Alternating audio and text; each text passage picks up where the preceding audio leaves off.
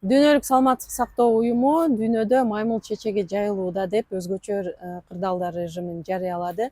Кыргызстанда азыр абал кандай жана коргонуу жолдору жүрүп жатабы?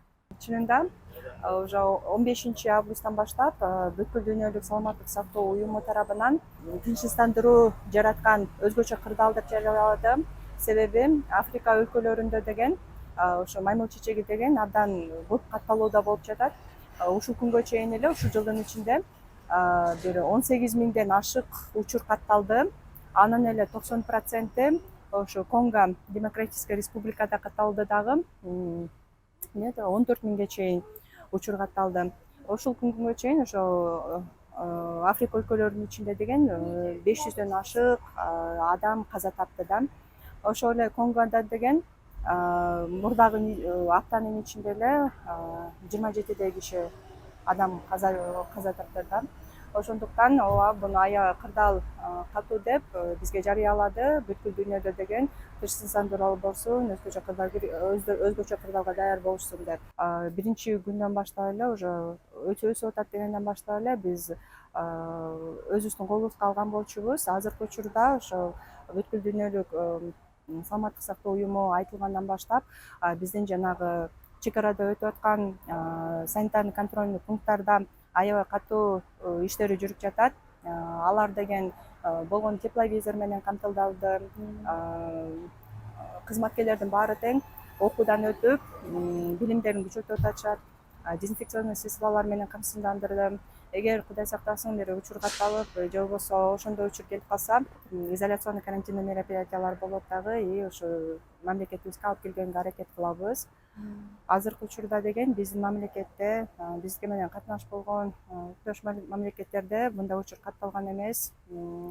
Бир учур катталды Швецияда да, бирок ошо Германия федерациясы айтып атат, ал учурду деген биз токтотуп, андан ары өстүрбөгөнгө болгон күчүбүздү кылдырабыз деп.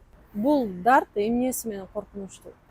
Вирус деген mpox болуп аталат. Башкача биз ушу дүйнө жүзүндө ошо оспа обезьяны же болбосо маймыл чечеги болуп таралган. Анын деген 3 вариантын билебиз. Азыркы учурда деген эң коркунучтуу болгон бул Клайд 1B деген түрү болуп эсептелинет.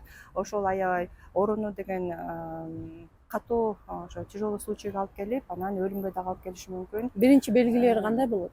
Биринчи белгилери эң биринчи, конечно, дене табы көтөрүлөт дагы, ысытышты алып келет. Андан кийин денеде деген сып пайда болот да.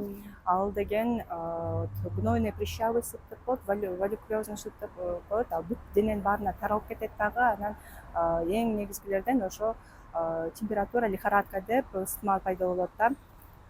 Анан ошо эгер ошондой жаран чек арадан өтүп атса, сразу тез арада кармалып, ошо изоляционный карантиндик мероприятиялар жүргүзүлөт. Бирок мен деген ошо эли журтума негизи эле адам баласына кайрылып кетмекмин.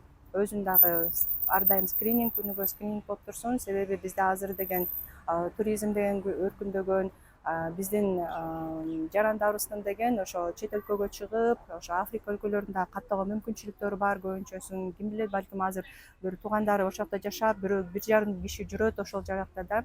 Ошондо келе атканда, чек арадан өтүп атканда бизге гана эмес, биздин өлкөбүз, биздин катташкан өлкөлөр эмес, негизи эле ошо эндемичный өлкөдөн чыгып баратканда өзүн бир сыйра карап, текшертип, анан таза болуп чыкканга жакшы деп ойлойм да. Вакцинасы барбы бул оорунун? Биздин өлкөдө азыр вакцина жок. Бирок дүйнө жүзүндө биздин маалымат боюнча ошо дүйнө жүзүндө деген 2 дозадан алынып жүргөн вакциналар көрүнүшкөн да. Дарылоо жолдору кандай? Эгер ошо кандайдыр бир жаран ошондой симптомдорун көрүп калса, анда биринчи очередь өзүнүн самолечение, өзүнүн өчүн дарылабастыктан ошо медицина кызматкерлери кайрылса абдан туура болмок да.